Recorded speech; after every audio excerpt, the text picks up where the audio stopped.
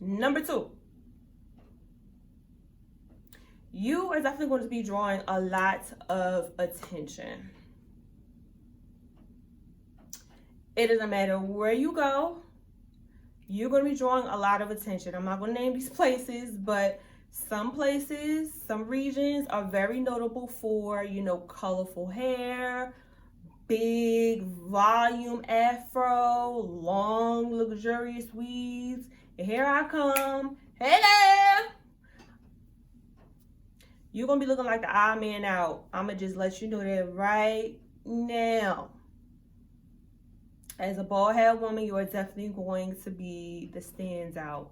And if you are a girl that does not like attention or doesn't mind attention, all right. But if you are a girl who's like, oh my God, why are they looking at me? Why are they looking at me? You kind of get like paranoid or just kind of like frantic, like, yeah, then you might want to kind of just reposition yourself, because you're going to get attention.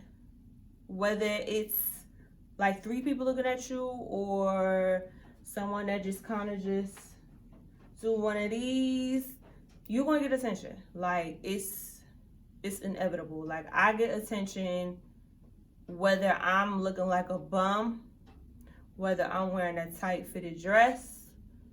It doesn't matter. You're getting attention. Like, I'm just warning you right now.